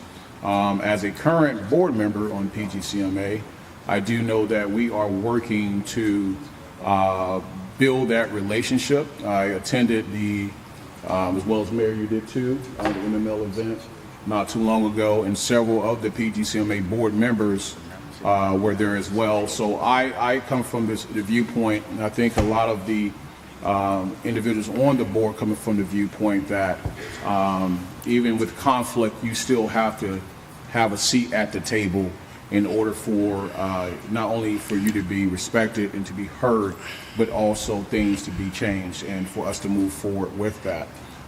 So that's just my experience. That's being a current member, talking with the board members as well as the current status of what we're doing with MML. MML is not going anywhere. They are our parent in many aspects organization. We can't run PGCMA or even the municipality on our own by ourselves. So I think that this continued growth as well as us coming together can only help us to make sure that not only Cheverly's done better, but Prince George County, but the state of Maryland as a whole. I yield back. All right, seeing no further, Vice Mayor. I just think from a practical perspective, I took a look at the website and the sponsorship opportunities. The municipal sponsorship is well lower than all of the other tiers. And I'm imagining that not only is it one of several receptions that people will be attending that night, but probably what this sponsorship will get us is our name on a sign on a long list with a lot of other municipalities, and people will look at the sign and say, hey, look at all those towns. I don't know that it's going to buy us any goodwill with the actual legislators. I think it would probably buy us some goodwill with MML, but that doesn't sound like it's the priority here. So I agree with Councilmember Fry in that if we are going to be sponsoring events or receptions, we should think about the opportunities that put the name of our town in front of the eyes that we want to see it.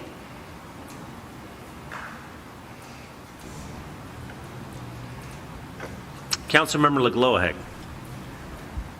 I don't see any harm in putting our name out there for this event. I mean, as Councilmember Wade pointed out, if PGCMA is trying to rebuild this relationship, why should we not do everything that we can to try and help with rebuilding that relationship? And so therefore, if it costs us only $350 to add our name to, yes, maybe it's a long list of municipalities, but if our name isn't on that list of municipalities, doesn't that say more than if our name isn't there? Okay. Seeing no, Mr. Galloway, did you? Councilmember Garces has his hand up, and then we'll go to Mr. Galloway if you would like to offer a point of debate. Mr. Garces. Yeah. So I think my question is: are we going for glory, or are we going for what it should really be? Right. I mean, I'm just saying if PGCMA as a whole is not really, unified to make such moves, why are we the ones to jump on this? All right, thank you for that. Mr. Galloway, did you want to come in? Yeah, I was just, again, I was asked to put this in front of the mayor and council. I'm so sorry that this has been a timely discussion. That's all right. So just to piggyback on the discussion, I will say that, it has been a rocky time with MML, just with all of their organizations. As you all know, I'm the vice president of the Maryland City County Managers Association. We're no longer a part of MML because we got kicked out of MML, the City County Managers Association. The attorneys have issues. The clerks have issues. The police chiefs and sheriffs have issues. So I think that, it's a concern, but, at the end of the day, that is an organization that we're a part of. I'm just letting you know that, okay? I just come here to ask because I was asked to ask, and that's it. So with all, you all can go ahead and vote now if you want to. No, I appreciate that context. Okay, I'm going to call the question then. The motion on the floor is to authorize the town administrator to purchase a $350 sponsorship for next Wednesday's MML reception. It has been seconded. I'm going to ask for the yays. How many yays do we have? There's 3 yays. How many nays do we have? 1, 2. Councilmember Garces, are you voting yes or no? Nay. Okay, it's 3-3. The mayor casts the 4th affirmative vote. The motion passes. Good luck with purchasing the sponsorship. Mr. Galloway, the floor is yours. Okay, all right. I don't think I'm going to be asking anything else for the rest of the evening. Mayor and Council, I just wanted to give you an update on the town organization meeting that town staff had with community organizations, boards, and commissions. I think it was a successful meeting.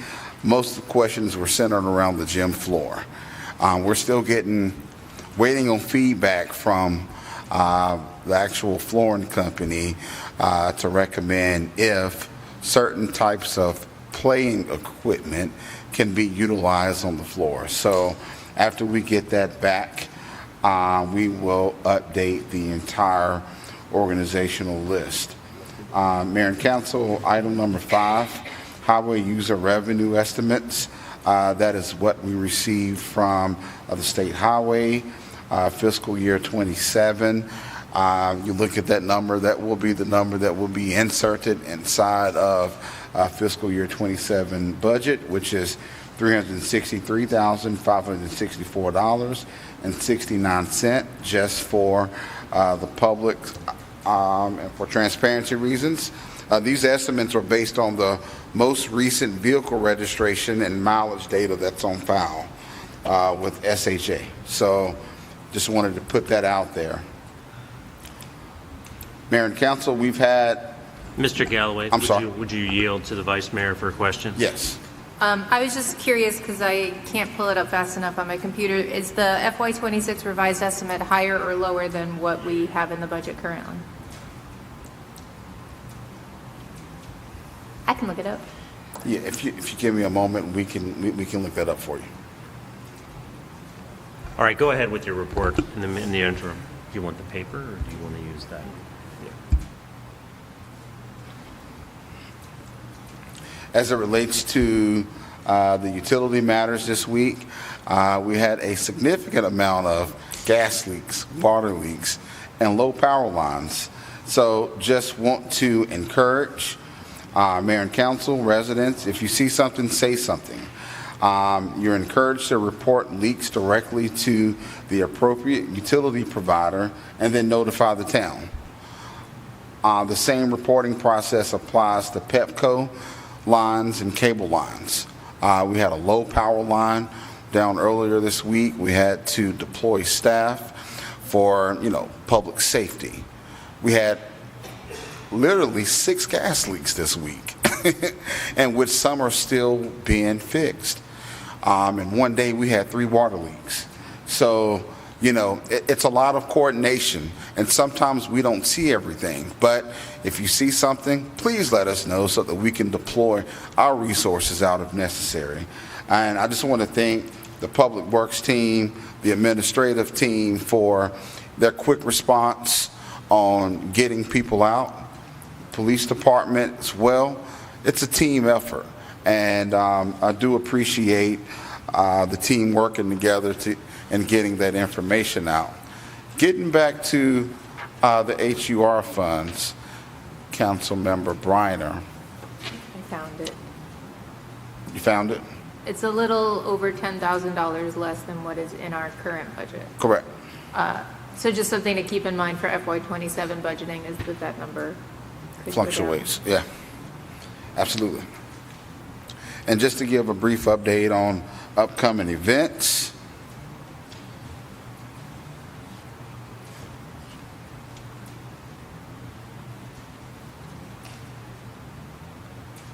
on Monday, January 19th, we intend on having a federal impacted holiday headshot for all the federal employees that have been impacted by the layoffs or firings. That could come in and take headshots on January the 19th. As it relates to Wednesday, January the 21st, that will be our mobile coverage forum. As of date, all of the providers have confirmed their attendance and coming. So, Town of Cheverly, I challenge you to come, bring your concerns so that we can get better coverage, especially in Ward 3. So we're looking forward to that event so that we can get that issue resolved. Mayor and Council, that concludes my report.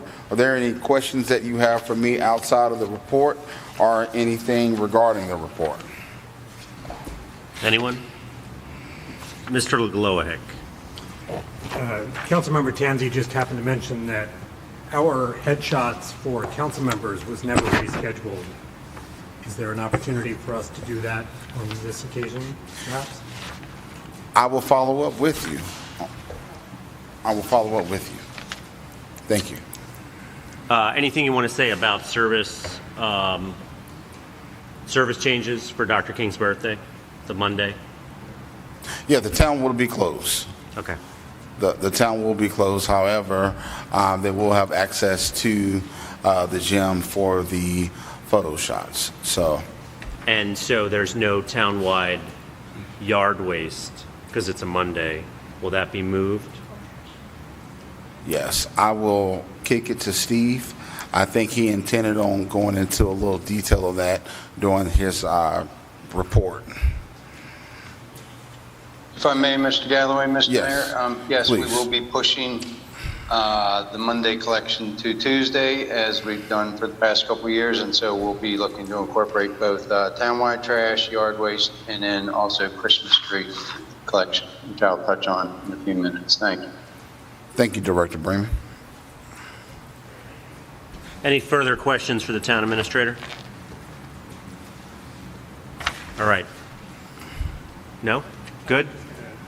Go ahead. I was just going to thank the town administrator and all of the town staff for all of the issues that seem to have taken place in Ward 2 this past week. Thank you. We seem to have more than our fair share this past week. Yeah. But thank you very much to all of the town staff who worked very hard to make sure they were remediated quickly. And I've only been off the case for 6 months, and you broke 3 water pipes, 2 gas pipes. All right. Mr. Galloway, anything further, or shall we go to the chief? We should go to the chief. Thank you. Yes, sir. Okay, good evening, Mayor and Council. I've submitted a report on behalf of the police department. It should be in your packet. The swearing in of officers Rayner and Davaparas 8 days ago would have brought us to full staffing of 18 officers. But as Mayor and Council are aware, and thanks to the efforts of the Mayor and Council and the town administrator, January the 1st marked the unfreezing of 2 additional positions. So our full staffing would be 20 officers as of January the 1st. So we're making headway. Most importantly, we have probably 30 to 35 applicants in the process that are looking for a home here in Cheverly, and we will be very selective in that process.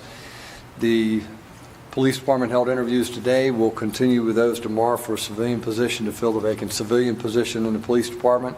As it relates to our patrol and traffic initiatives, we continue to engage in enforcement efforts up there on Columbia Park, and we continue to work with WMATA, Prince George's County's District 1, and the WAVE unit to address the increased incidence of theft from autos resulting that have resulted in quite a few arrests, and we remind our residents that if you see something, please call 911. As I pointed out, I believe during the work session, or the last session, that a number of our residents were directly responsible for our ability to make arrests on scene of individuals that were breaking into cars.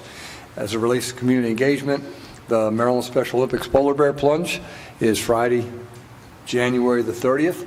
We invite any and all to come join us in the balmy waters of the Chesapeake Bay. I think the temperature will probably be in the area of about 35 to 40 degrees, depending upon the temperatures, but you don't have to plunge. The Special Olympics is the #1 charity of choice for the Maryland Chiefs and Sheriffs Associations, and there's a link on the webpage for the town if you want to make a donation, so we would appreciate any consideration of that. Something that's not in the report, Mr. Mayor, if I could ask for the Mayor and Council's indulgence, is to bring our community and the Mayor and Council up to speed on an incident that actually occurred back on April the 1st of 2025. And these situations, as we well know, while Blue Bloods or NCIC or they can solve a crime and bring folks to justice in about an hour's time, including 15 minutes of commercials. That doesn't happen in the real world. But on April the 1st of last year, there was a robbery of the 7-Eleven in the 6600 block of Annapolis Road. The armed individual fled towards Cheverly and was spotted in Cheverly by several Cheverly police officers, including Sergeant Blunt and Sergeant Jackson. Our officers engaged in a foot pursuit, and unfortunately, while they lost sight of the suspect during that foot pursuit, they continued to pursue the investigative leads associated with identifying the individual. That individual was subsequently identified by our officers. Warrants were obtained, search warrants were obtained, arrest warrants were obtained, and today this individual was sentenced, convicted for armed robbery, and sentenced to 4 years, and he's no longer a resident of Cheverly Station Apartments. He's now a resident of 13400 Dilly Drive. It's known as the Department of Corrections for Prince George's County, Maryland. So, excellent work by our officers in cooperation with Prince George's County Police Department's Robbery Division. That concludes my report. All right, thank you, sir, and thank you. The staffing has been amazing, and we're very excited about the promotion and about the 2 new officers joining. I wanted to ask if you could give us a quick update on where we are on Columbia Park Road Bridge cameras. And that concludes my report. And I will preface it, any of you can jump in, but I will preface it by saying I got a complaint today from a resident. I mean, she was half joking, but she did complain that she'd gotten a ticket for making a right on red. So it's working. It's a resident of Ward 4, I might add. Yeah. The frustration is that that we're continuing to work with the provider and the red light camera system over there. Part of the issue is power, part of the issue is location where we can put these cameras.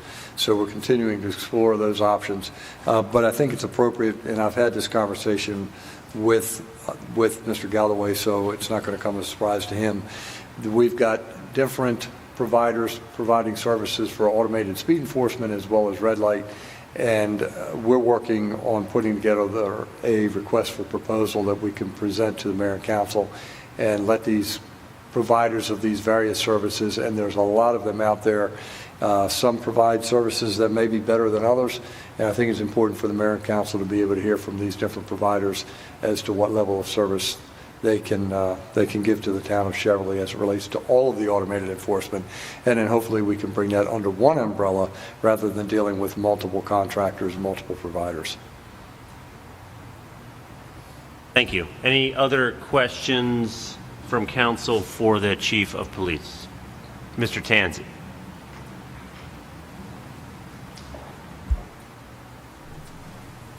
Just so it's clear, can you say what the current status of the cameras are and which ones are issuing citations? My understanding was that the red light camera was operating and the right on red. Is that right? It's the camera that comes off the ramp from eastbound Route 50 up onto Columbia Park.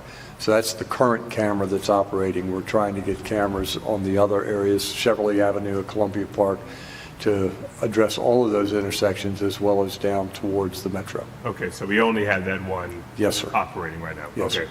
Because I was going to say that I was coming back from Capitol Heights Elementary School today, and someone went right past me, didn't even pause to cut through the red light, and I was waiting for there to be a flash or some other indication that, yeah, that a photo had been taken. But now I know why there wasn't. Thank you. All right, any other questions for the police department? Hearing none, I think that takes us to Mr. Brayman. Good evening again, Mr. Mayor, Town Council, Town of Cheverly. Thank you very much. Was going to give a WSSC update. First of all, appreciate you all recognizing that we've had more than our fair share of water main breaks and gas leaks this week. In fact, driving into Cheverly Avenue, just out of the blue, gas companies digging right near Cheverly Avenue and 202. So it's tough to keep up with, so thank you for your patience and understanding. But I also wanted to update that there was a WSSC community meeting that was, it was held on January 6, 2026, this past Tuesday. There were no attendees.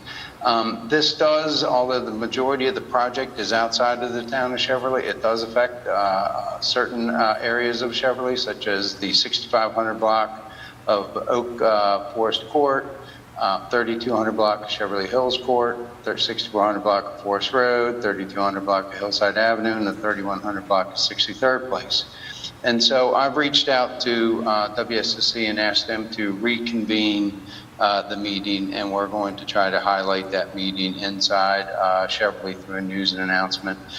They're going to reprint another mailer. I believe they're going to hand deliver it. I expect this to occur sometime in the next 2 to 3 weeks, so stay tuned, and we'll do our best to highlight it. In addition, in that 3200 block of Cheverly Hills Court, there has been some ongoing concerns regarding some stormwater. I'm in the process of sending off a request to the county's DPW&T to see how these projects may either complement themselves or how we can at least get the county to come in. There's a stream that runs, or a little drainage ditch sort of, that runs from Kilmer outside of the town right into that court. So we're going to be seeing what we can do to get the county's attention on that, as well as WSSC's as they come through. So any questions on that, or any other WSSC questions? Besides, can we get all the water lines replaced quickly? I'm not seeing any. All right. The holiday tree collection we already touched upon. We did start that this past Monday. It will be every Monday townwide through February 9th. We do ask that you check the schedule for any news and announcements for schedule changes. As you know, I just mentioned that we will be pushing that to the Tuesday on the Martin Luther King Day. Additionally, to snow or weather could affect us as well. We also ask that the town residents don't commingle yard waste with the holiday trees. We separate the holiday trees and take them separately down for disposal. Additionally, too, if you have an artificial tree that you wish to dispose of, do that through your bulk trash day, and that counts as one of your bulk trash items. So there's a couple different things there just for people to recall, that just set your tree out on Mondays and we can pick it up. If it's artificial, just consider it bulk trash. You don't have to call it in. We'll pick it up when we come by. Curbside leaf collection as well has recommenced over the holidays. We either catch up and or take a break from that.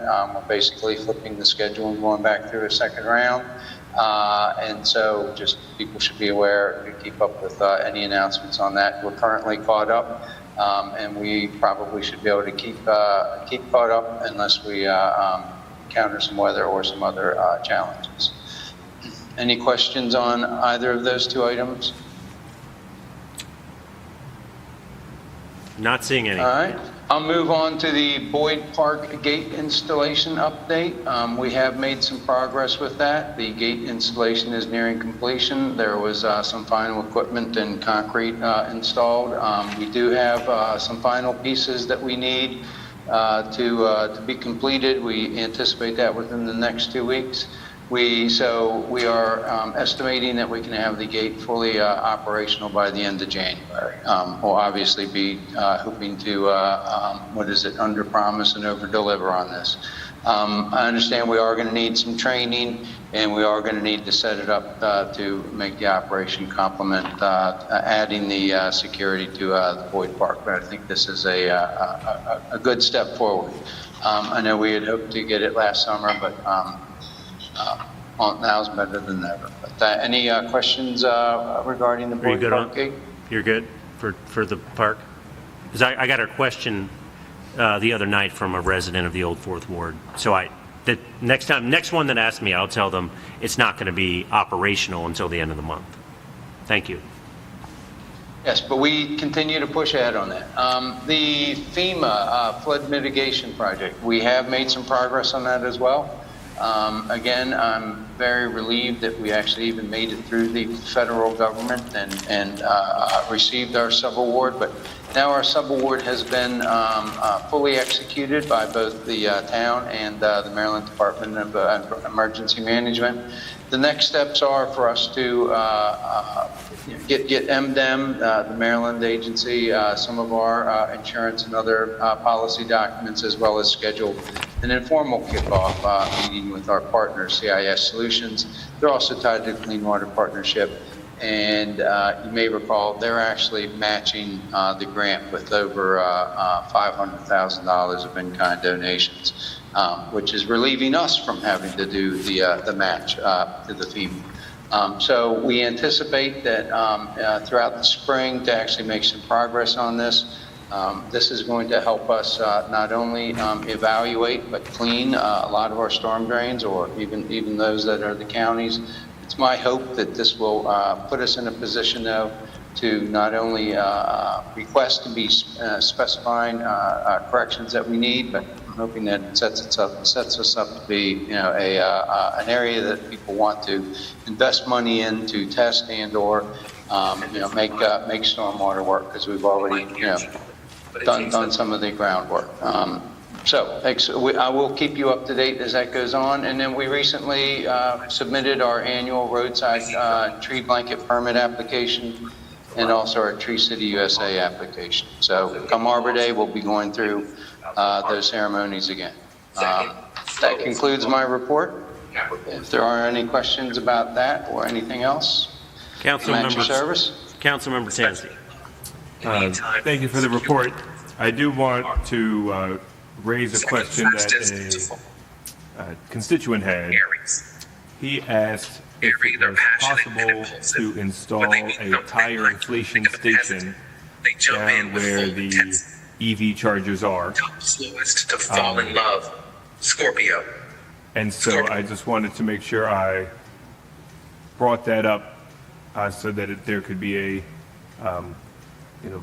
public use tire inflation station, in his words, like the one at Costco, so that if people want to inflate their tires, they can do it in town. So I know that the Public Works building being opened is your top priority, but I wanted to put that on, on your agenda so that when you do get time, you can study that. Okay, that's very interesting. Yes, I know we need to get back to, we were just designing the oil collection center. That's an interesting concept for us to explore. So thank you very much for that. I will put that on our to-do list to either look to see what we can accomplish as we open the building or what we can do after the building's open.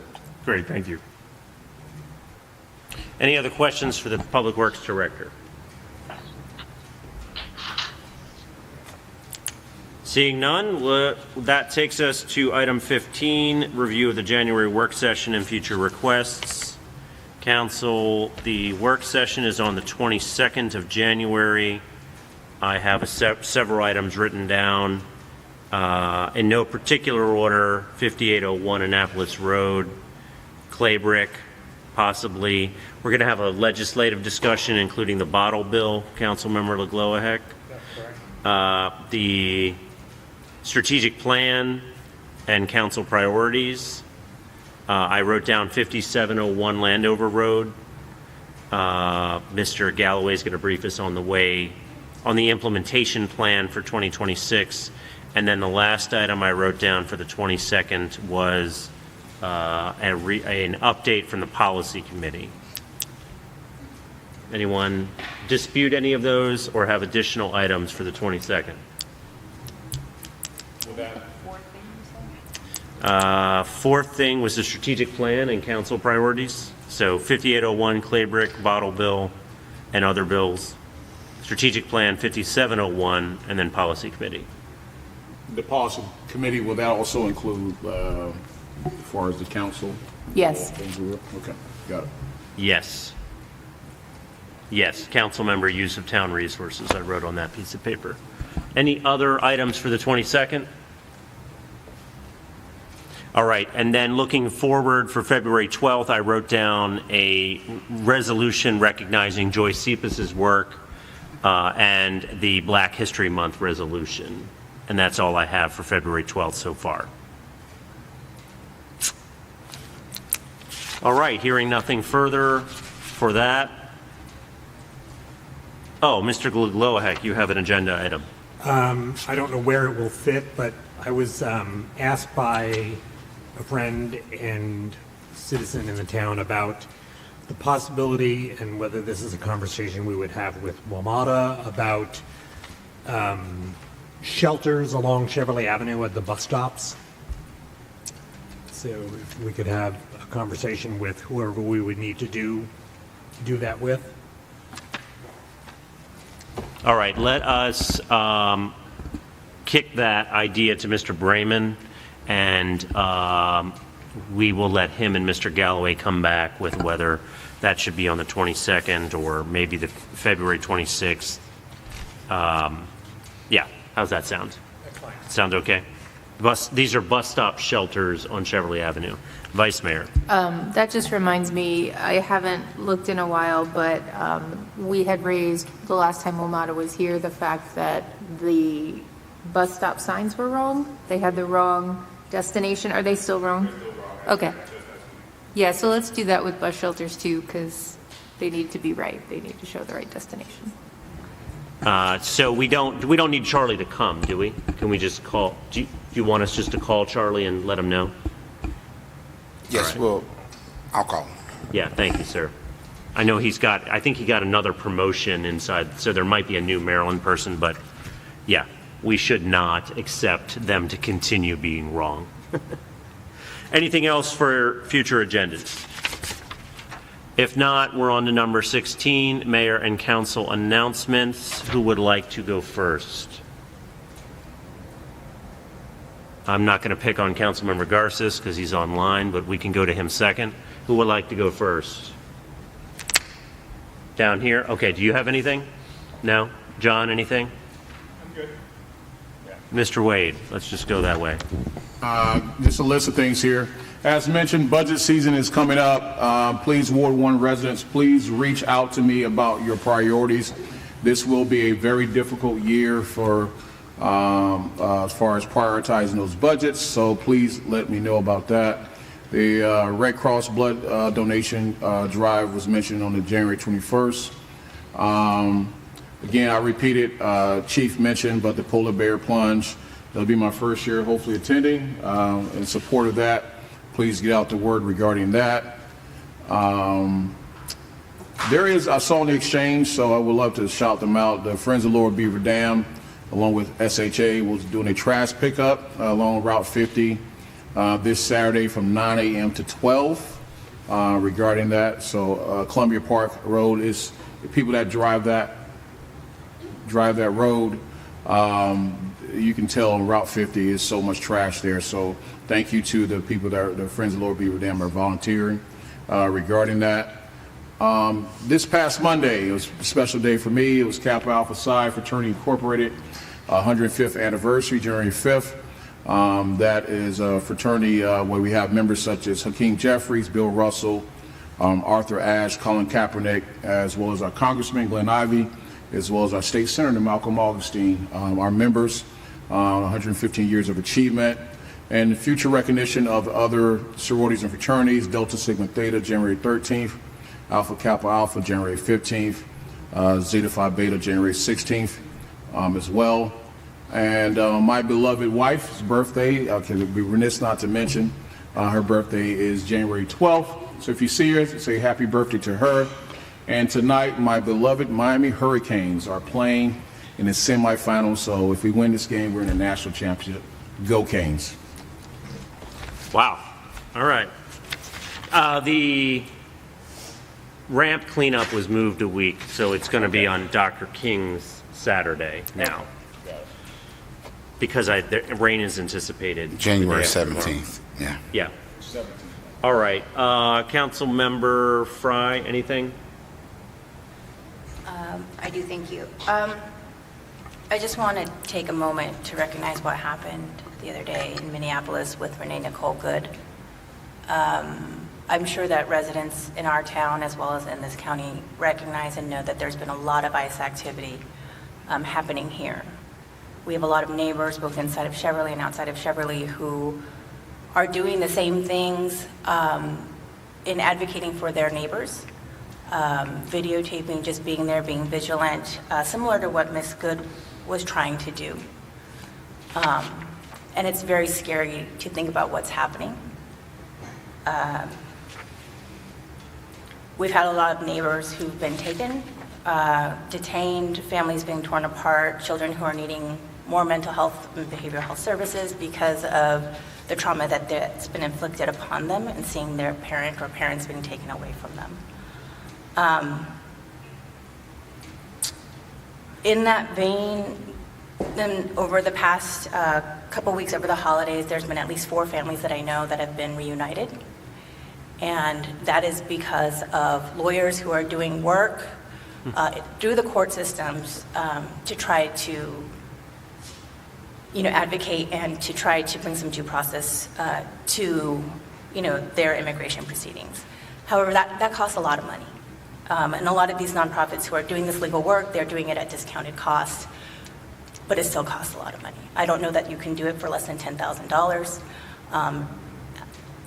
It's difficult. And so what I've experienced in some of these stories is hearing about a young single mom who has a child, both her parents, who are the main breadwinners, being detained and deported, having, close to $2,000 in utilities past due, and then having Mission of Love step up and pay those utilities, and then a couple weeks later being past due in her rent and trying to figure out where these resources are coming from.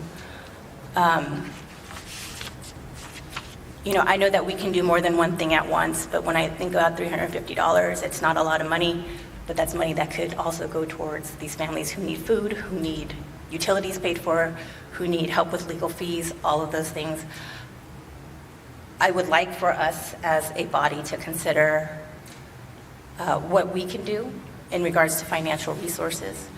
I know that the ICE issue is not the only issue facing our community. We have a lot of our friends and neighbors who have lost their jobs, who have that kind of, career insecurity, and are also having a difficult time. It's like, what are we going to do as a town, as a community? And some of that might require us to put financial resources towards that.